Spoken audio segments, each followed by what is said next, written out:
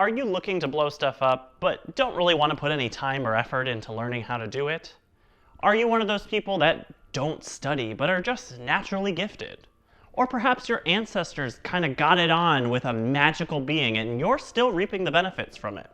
If you answered yes to any of these questions, perhaps the Sorcerer is the class you've been looking for in Dungeons & Dragons 5th edition.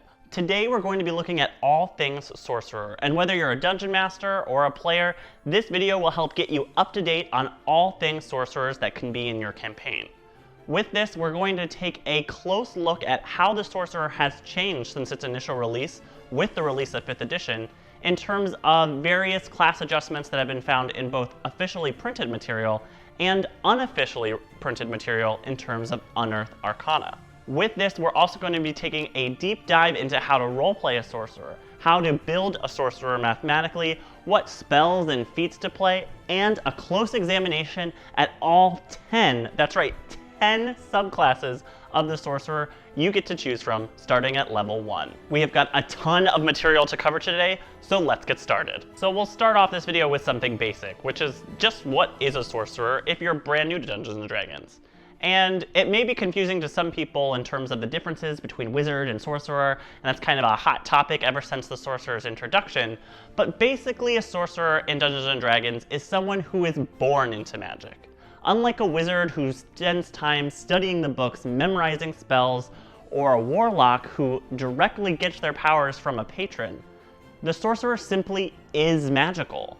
It was either because of an ancestry or some kind of bloodline that has granted them this magical ability, or perhaps a significant life event such as being touched by a dryad or surviving a magic storm, or even touched by a demon.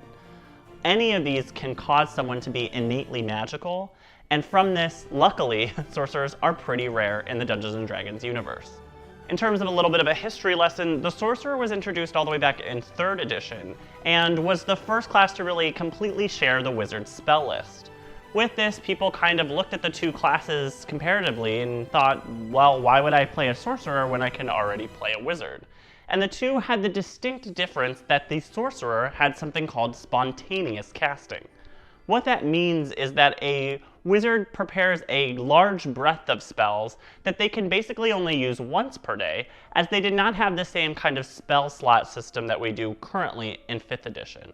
With this, a Sorcerer could cast the same spells multiple times, where a Wizard could only really dream of this while still keeping their breadth of spells that they were so well known for. When it comes down to this debate, a lot of times whether a Sorcerer or a Wizard was better in 3rd edition comes down to personal preference. I will say that if well played, I would probably err on the side of a Wizard, because they never really added any unique features for Sorcerer back in 3.5 or 3rd edition. There was no class feature, spell points, or any of the other things that we're going to talk about that the Sorcerer has today. And because of that, I think it was just that they were a little worried that spontaneous casting in and of itself would be a little overpowered, but that's kind of something that all spellcasters have in 5th edition now, and the Sorcerer's had time to kind of grow into its new identity. However, with this, like I said, every class has the ability to spontaneously cast spells now, or if you only want to ever cast Fireball with your Wizard and use every spell slot above 3rd level spells, you can certainly do that. So what makes the Sorcerer unique now, and why should you consider playing one? Well, that's the next question we're going to answer.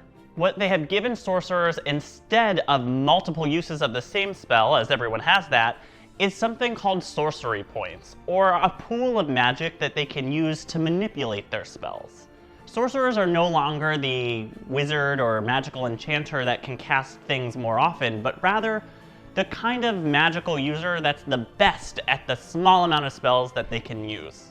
With this, they also get something called Metamagic that allows them to change existing spells into new, exciting ways that any other class could only dream of doing. Thus, it's my suggestion to you as a player, if you're thinking about playing a Sorcerer, to sit down and think, what kind of Sorcerer do I want to play, as it's going to be extremely important. You are only going to be given around 15 spells, cantrips excluded, that you can know and use every single day. You will not be switching out your spells, and you will not be that spellcaster that always has a spell prepared for any situation. If you can think of 15 spells in Dungeons & Dragons that you're happy casting every single day, the best, better than anyone else, then the Sorcerer is the class for you. And by committing to these spells, you can use them in better ways, more damaging ways, and be an all-star in terms of party support, damage dealing, or just exciting moments. With this, the Sorcerer, unlike the Wizard, is a charisma-based character, and thus people who are looking to play a charming spellcaster will naturally be drawn to this or the Warlock. With this, considering they have about 10 subclasses to choose from as well, there's a lot of little niches that you can fulfill in terms of filling a character backstory that makes the Sorcerer extremely exciting to play as well. If you're brand new to Dungeons & Dragons, I will say that the Sorcerer is one of the more complex classes that you could choose from in terms of choosing what class to start with. I say this because, one, spellcasters are a little bit harder to play than your typical melee caster, as you just have more to keep track of. And with this, while you do have the benefit of not worrying about changing up your spells every single day and learning a lot more of them, your choices are permanent, more or less. And thus, if you make a mistake early on, it's less forgiving than other classes that freely allow you to exchange things. So what roles can a Sorcerer kind of play in a party? And really it comes down to two, with the foremost being a damage dealer. I think about 90% of people that play a Sorcerer's main goal is to be that force of devastation and destruction, and the Sorcerer is going to give you all the tools to do that, and a lot of the tools are better than more or less anyone else's. You're most likely not going to be on the front lines, but you will be in the back dealing large AoE spells that you can choose to ignore your friends, do it twice as much, you name it, the options are all yours. The other option open to Sorcerers that they can play in a party is that support character.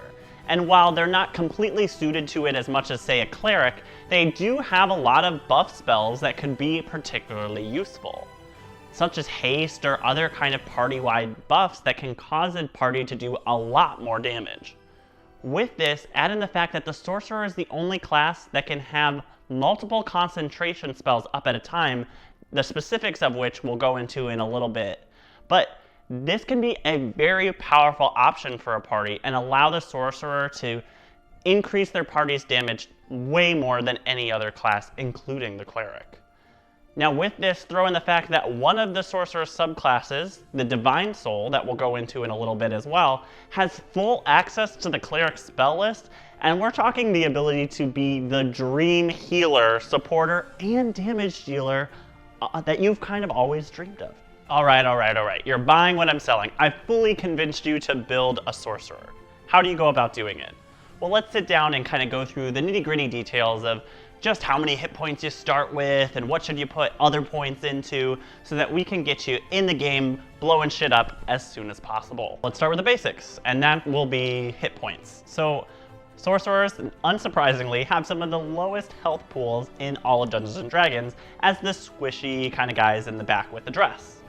Now, thus, they kind of start with a d6 as their hit die. This means you're going to start with 6 hit points, plus your Constitution modifier, and if you're so lucky to be a Dragon Sorcerer, which we'll go into in a little bit, you get 1 additional hit point every level, and for every level after level 1 that you put into Sorcerer, you get another d6 HP. Being the guy in the back in a dress also means you don't get any armor proficiencies. Now that doesn't mean that you can't take feats and kind of gain your way up with light, medium, and heavy armor if you so choose, but in general, Sorcerers aren't really using them as they can hamper a lot of your spells and abilities, and to be honest, you don't really need it. With this, they don't have many weapon proficiencies as well, as their magic is their weapon of choice. They do get access to proficiencies in both darts, slings, quarterstaffs, and crossbows, but really all you need is your magical implement or your spell focus that allows you to channel your spells without requiring components. They do get proficiencies in both Charisma and Constitution saving throws, which should allow you to at least survive some of the diseases that you come across in your adventures, or be charmed less often than others. In terms of your spell attack bonus, which is essentially what you're going to be using almost every roll as a spellcaster, you're going to start off with your proficiency bonus, which in general at level 1 is +2, and then add your charisma modifier, which could be anywhere from nothing to +5 to it. And then in terms of your spell save DC, or what other enemies need to roll against in order to see if they can save from your spell effects, this starts at 8, plus your proficiency bonus, which at level 1 is usually +2, plus your charisma modifier. Or, if you'd like to think of it even more simply, 8 plus your spell attack bonus. Notably absent from these kind of beginner class features is the Ritual Caster feature that you'll find in other classes such as the Wizard, the Cleric, or the Artificer. Ritual spells don't require spell slots, and given that the Sorcerer is already kind of limited in this regard in terms of the number of spells, rituals sound like a nice benefit. However, you won't be getting this as a Sorcerer, and if you're looking to be that person that's always casting them, either consider playing another class, or what you can do is take the Ritual Caster feature at some point, which allows you to do this, but keep in mind that it does require at least a 13 intelligence or 13 wisdom to take it. In terms of the kind of spells that a sorcerer can cast, they're all obviously arcane and magic, unless you're a Divine Soul Sorcerer, and as a full caster, you can cast anything from cantrips to level 9 spells once you're much higher level, which is the highest level of magic casting in the game. The downside of being a sorcerer, I've said it many times, is that you have this shrunken spell list, and thus you only get new spells when you level up. There is no like looking at spell scrolls and putting them in your spell book like you get with a wizard, and thus every level up, the spell choices that you make are extremely important. They are permanent, however you can exchange one spell per level up, thus giving you only 19 opportunities to do so in your entire campaign. Now, very recently, as of this month, Unearthed Arcana released new features for every class, and the feature that was released for the Sorcerer, or at least one of them, is the Spell Versatility feature. And what this allows Sorcerers to do is they get to exchange one spell per long rest with another spell. Now, this spell has to be of the same level, giving you much more limited opportunities to do so, but gives the Sorcerer some much needed flexibility where before it had none, and is very exciting for Sorcerers. Now, we're not quite done crunching the numbers in terms of building our Sorcerer yet, and the last kind of thing that we need to look at is where are we putting our attribute points? And if you couldn't tell by now, Charisma is your #1 stat. Put as much into Charisma as you can and get that thing to 20 as soon as possible. It is used every time you cast a spell, as it's added to that proficiency bonus for your spell attacks. It's used in terms of your saving throws and your spell DC, and you're just always using Charisma. Plus, it doesn't hurt to be that like charming, persuasive guy, and that'll add to those things as well. Now great, you've maxed that out, but what's the other one that you kind of need? And you can do a little bit of flavor here. If you increase your dex, your AC will go up. If you increase your constitution, you'll have more health, which is always nice. And this is a little bit of a dealer's choice. I tend to err on the side of constitution, as good health is always welcome. However, some people might want to play a little bit of a smarter character who's good at looking into things, that knows a little bit about magical things as a sorcerer. So really dealer's choice on the second. I know a lot of you are also going to ask, well, what race should I play? And the right answer is the one that you want to. I mean, there are obviously some races that are better suited to the sorcerer than others, but I would never tell someone that their race that they chose for the sorcerer is wrong, and a lot of that should be just driven by what appeals to you, what causes you to create a better story for your character. And if the thing that causes you to have a better story is min-maxing all of your stats, well, we can look into that too. Given this, the races that tend to have more charisma bonuses and go pretty well with the sorcerer overall are going to be things like the half-elf, the tiefling, a human variant, especially given that they get that extra feat, and the drow. And now before we go diving headfirst into all the various subclass options, let's sit down and kind of really neatly go through all of the different features that every sorcerer is going to get. And by these, it's kind of things we've already talked about in terms of the sorcery points and metamagic options that every single subclass is going to use no matter which one you pick. Now the main class feature of the sorcerer is something called sorcery points, or the font of magic, which is something you get at level 2. Starting at level 2, your sorcerer gets 2 sorcery points, and these will continue to increase for every level of sorcerer you take. They are always equal to the level of your sorcerer, so if you're a level 17 sorcerer, you have 17 sorcery points. Now, you can use sorcery points for a ton of different things, and the list kind of keeps growing, but generally what people use them for are metamagics, which is something you get at level 3. Beyond those, which we will go into, you can also use sorcery points to create new spell slots, giving the sorcerer the ability to cast more spells than most other classes. And you can create more spell points by converting your existing spell slots into sorcery points if you really like casting metamagic or other things. Now, what other things can you use these for? Well, with the newly released Unearthed Arcana, sorcerers can also spend 2 sorcery points to give themselves advantage on an ability check. They can spend 2 sorcery points to make a non-magical item magical for 1 minute, or they can spend as many sorcery points as they want and gain 1d4 temporary hit points per sorcery point that they cast. I will put a chart listing the kind of currency rate between spell points and spell slots, as it's not equal. So if you go from a level 3 spell slots, you get so many sorcery points, but more of those sorcery points are actually required to make a level 3 spell slot. So it can be a little bit confusing, and I suggest just kind of keeping this chart nearby if you plan on doing that. Now, like I said, what the majority of people kind of use sorcery points for are the metamagics, which are the other main feature of being a sorcerer. And let's go through kind of all of your options for metamagics that you have. First up is Careful Spell, which when you spend 2 sorcery points, you allow anyone within an AoE spell to automatically save on their saving throws, and that's your choice. So you can choose just your allies to save, and the other people kind of have to roll for it. There's also Distance Spell, which increases the range of your spells and costs 1 sorcery point. Extend Spell, which allows a longer duration of your spell. Empower Spell, which allows you to re-roll low damage dice. Heighten Spell, which causes enemies to have disadvantage on their saving throws. Quicken Spell, which allows you to cast a spell as a bonus action, really allowing you to cast at least that and a cantrip on all in one turn. And Subtle Spell, which takes out the verbal and somatic components, making you cause a fireball without even moving. And there's also Twin Spell, which allows you to take a spell that only targets one other creature and apply it to 2 creatures. And this includes concentration spells, allowing you to only have 1 concentration spell up, but 2 of the same spells, such as Haste, Polymorph, Banish, whatever, at the exact same time. Now, the last thing that the newly released Unearthed Arcana added to the Sorcerer class is 3 new metamagics as well. And these include Elemental Spell, which allow you to spend 1 sorcery point to change the damage type of a spell. So instead of a fireball, you can throw a lightning ball. And this is often taken if you get a certain bonus, like you do with the Dragon Sorcerer, to a certain type of damage type. The next one is going to be the Seeking Spell, which allows you to spend 1 sorcery point to ignore all cover effects, often reducing the AC of the opponent if they're hiding behind something.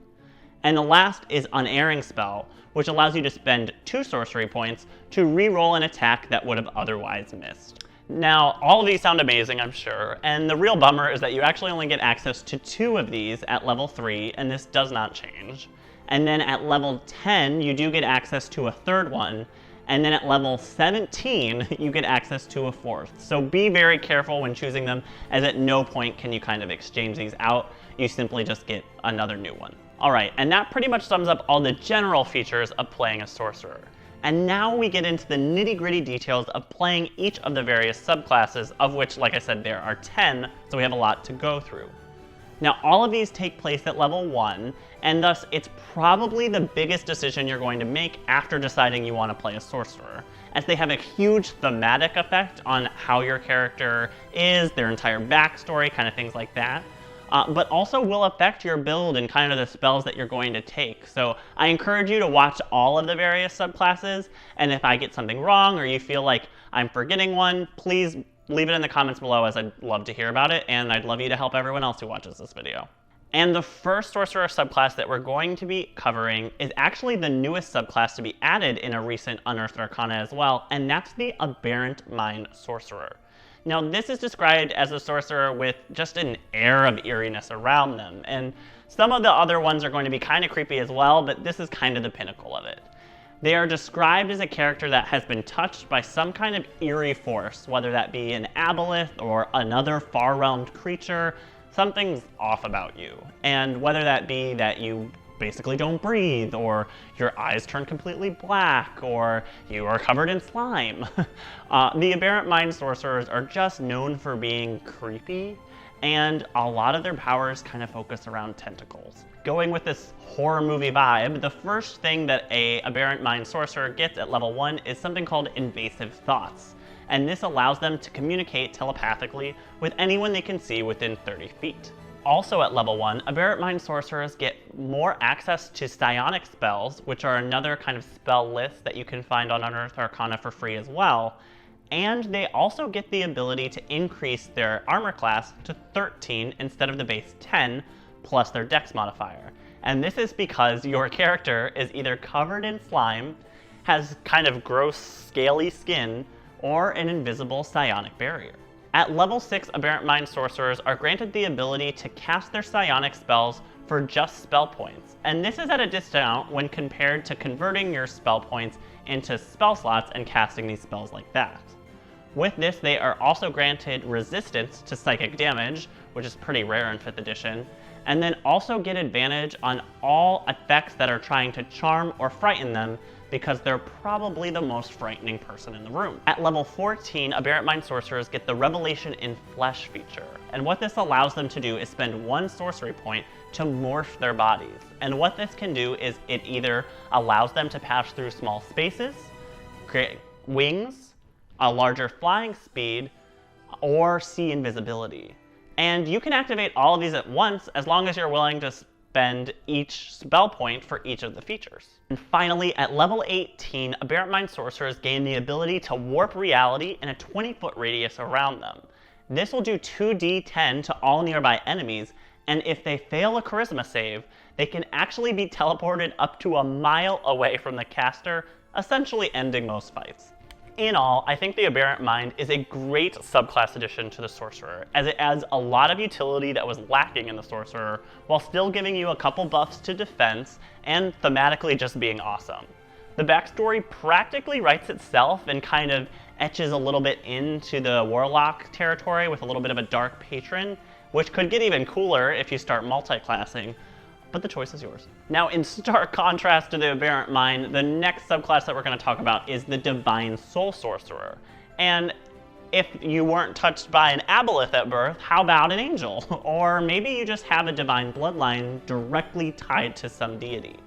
With this, the Divine Soul Sorcerer actually gains a lot of unique features, including, like I said before, the entire cleric spell list, which people argue makes it a little bit overpowered.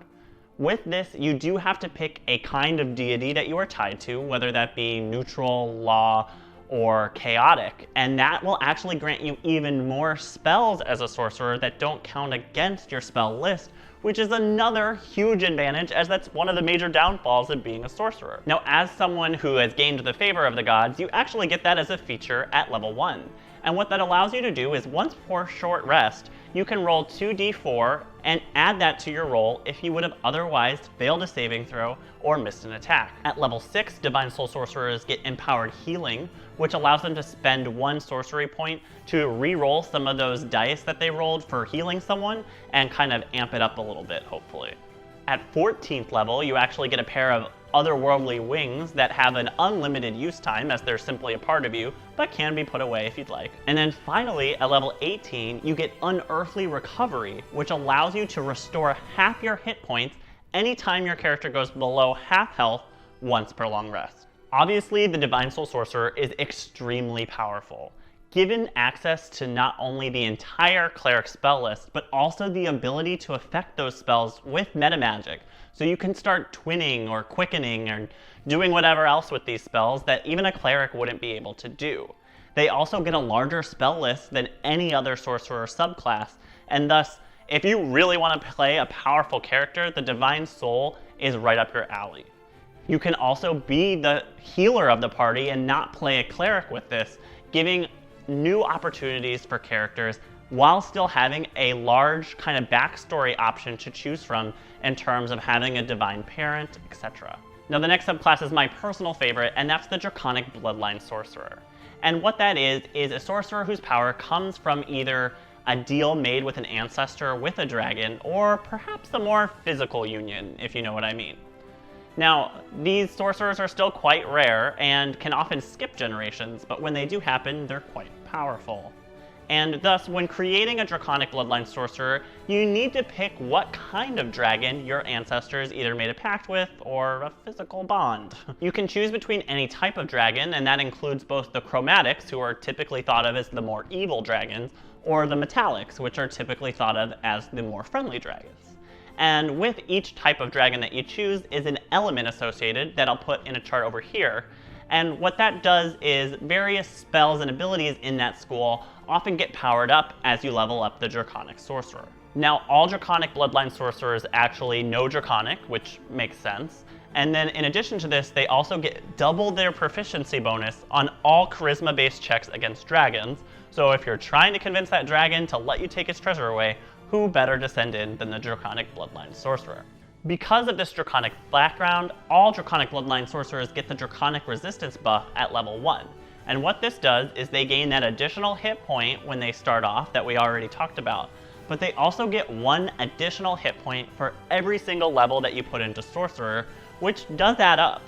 With this, they also start at a higher AC, like the Aberrant Mind Sorcerer, at 13. At level 6, Draconic Sorcerers gain the Elemental Affinity feature, and what this does is allows them that anytime they cast a spell that's associated with their dragon family of choice, they do extra damage with it equal to their Charisma modifier.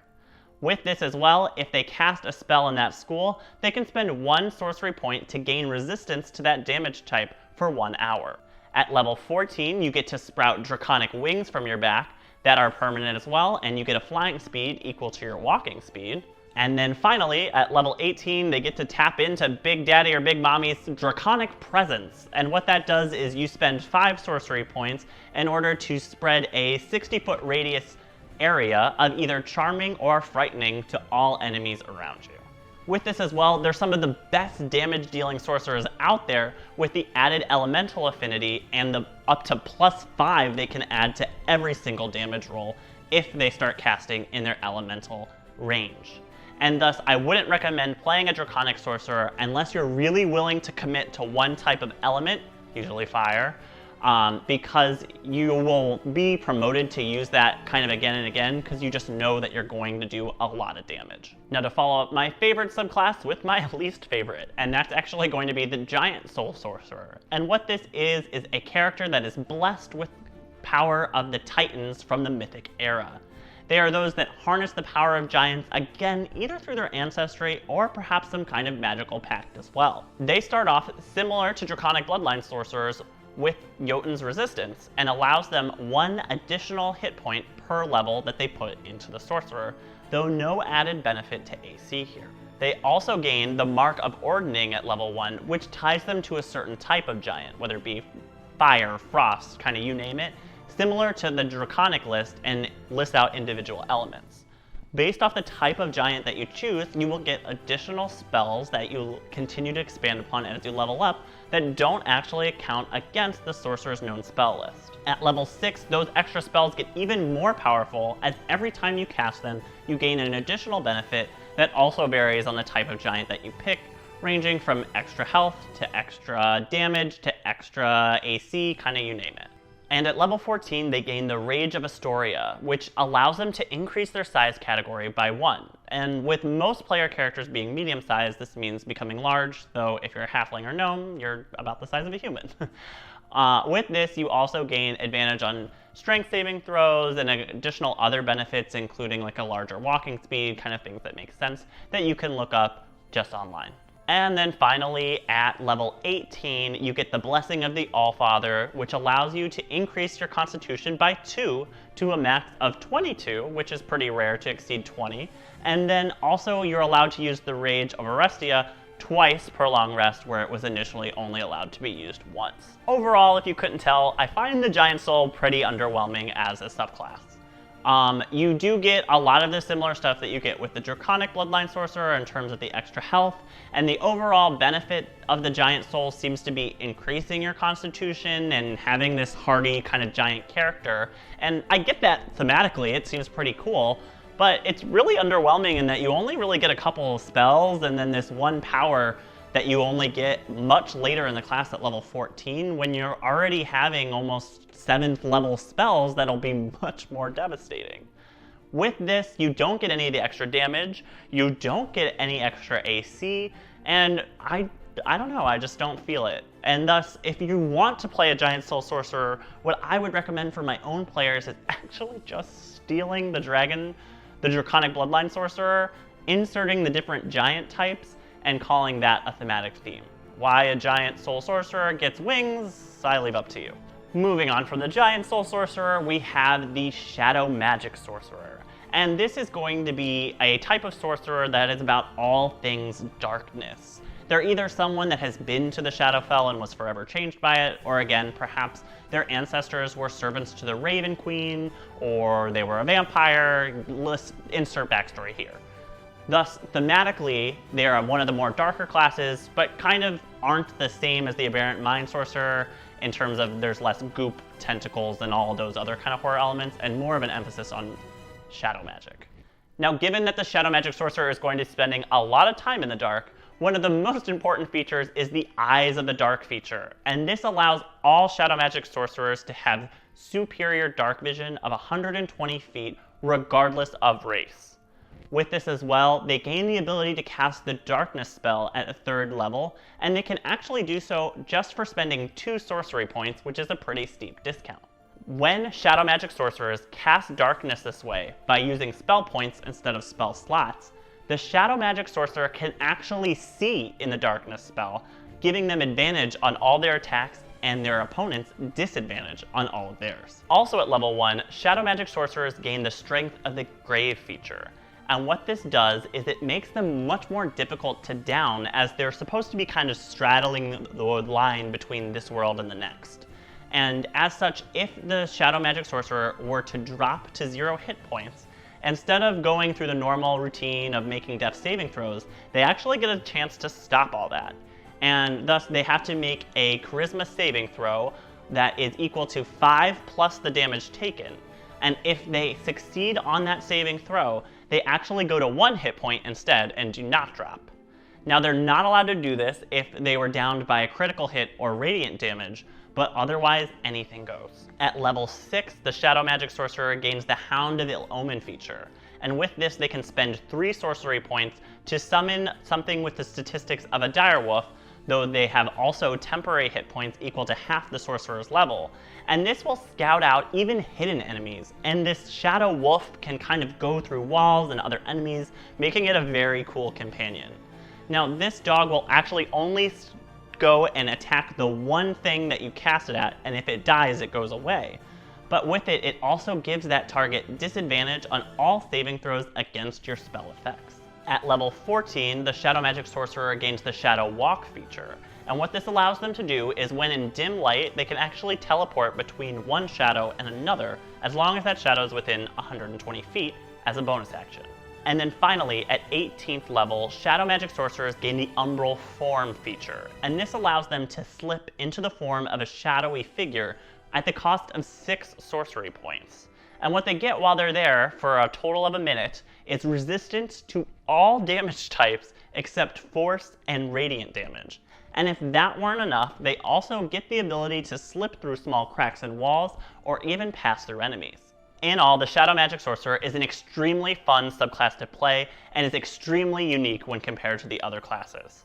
Though it does have some similarities to the Aberrant Mind, I find them pretty different, especially if you want to go that creepy route without all the tentacles. Plus, who doesn't want to roleplay with their favorite Shadow Dog for their entire campaign? The next subclass is the Storm Sorcerer, and these are people that find themselves the ability to harness elemental air and live their full X-Men fantasy. Now, with this, they're often people that were either born on the plane of air, are an air genasi themselves, or perhaps were in a really bad storm that kind of changed them forever. They are gifted with all things electricity, thunder, and wind, and thus are often employed on naval crews as kind of a magical ship captain that can ensure they have safe passage and get there in a timely manner. At first level, all Storm Sorcerers get the Wind Speak feature, which allows them to speak Primordial, and with that, all the languages derived from there, which is Aquan, Orin, Terran, and Ignan. Also at level 1, Storm Sorcerers get the Tempest Magic feature, which allows them, anytime they cast a spell of first level or higher, so no cantrips here, they gain the ability to fly up to 10 feet away from their target without provoking an opportunity attack. At 6th level, Storm Sorcerers get the Storm Guide feature, which allows them to control some weather effects near them, stopping rain within 20 feet of them, or controlling the direction of the wind within 100 feet, though they don't have the power to kind of change the force of the wind and make it into like a gust of wind spell. At 14th level, the Storm Sorcerer gains the Storm's Fury feature, which anytime they're hit with a melee attack, that target takes lightning damage and must make a strength saving throw or be thrown back 20 feet from the caster. And then finally at level 18, they gain the Wind Soul feature, giving them immunity to lightning and thunder damage, and have a permanent flying speed of 60 feet.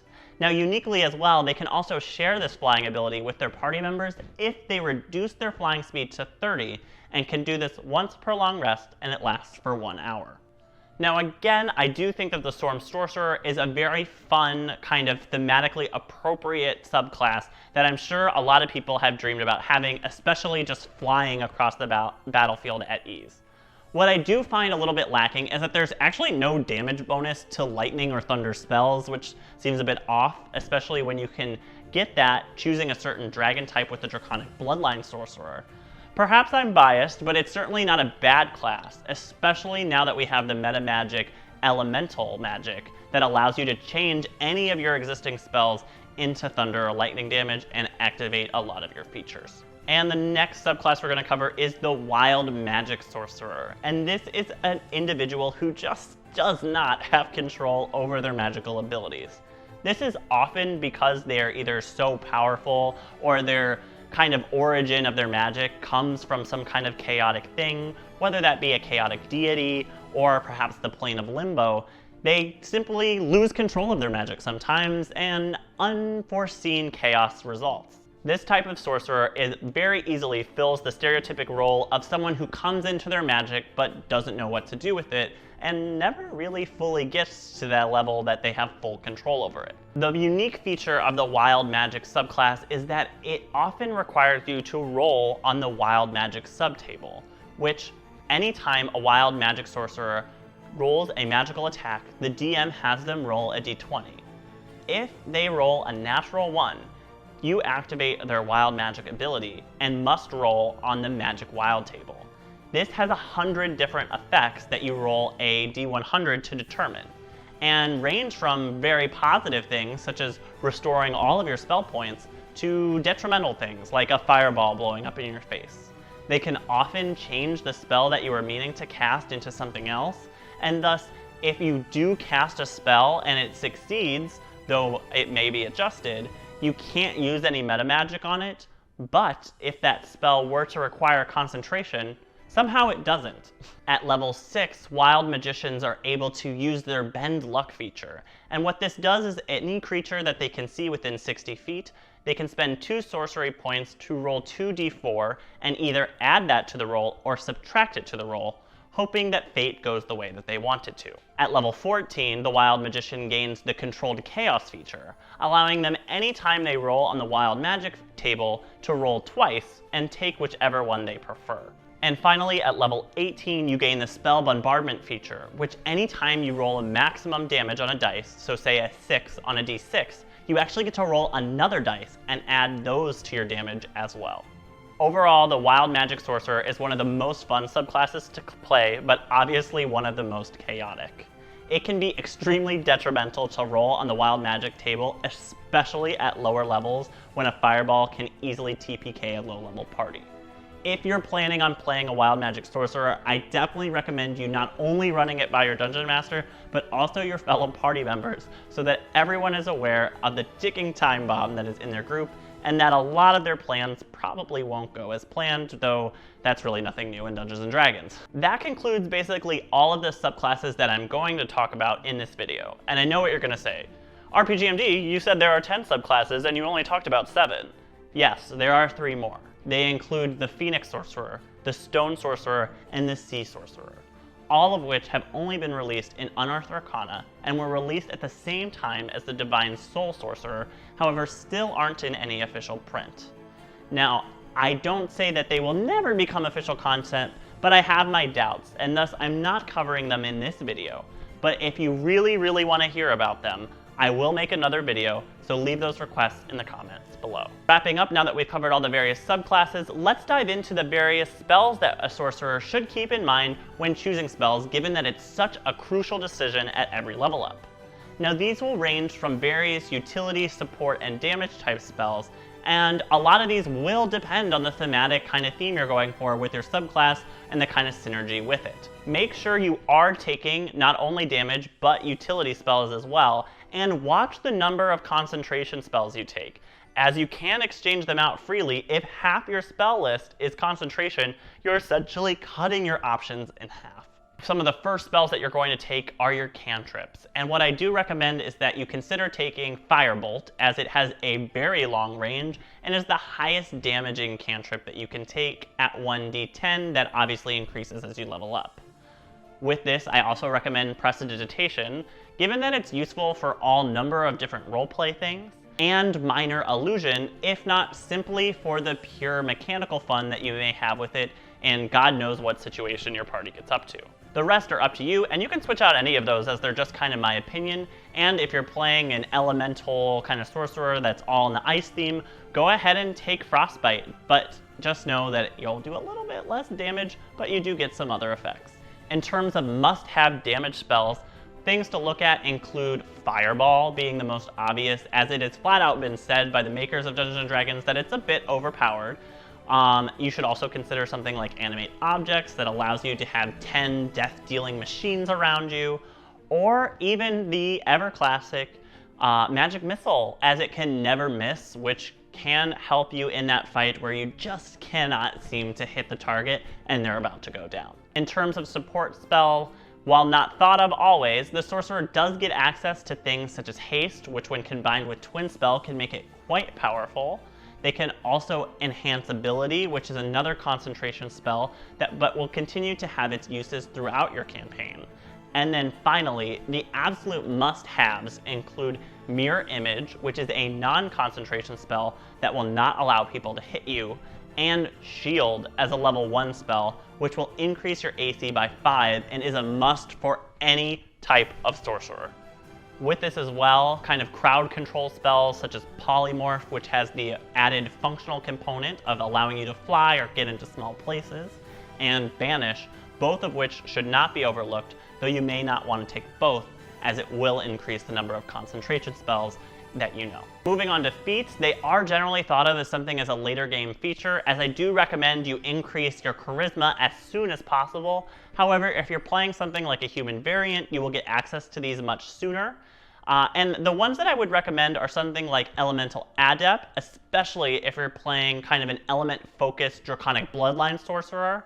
Or what I would also recommend is Ritual Caster. So you don't get Ritual Caster like we talked about, and if you take this, you will get access to up to 17 spells as long as you have the intellect or wisdom to do so.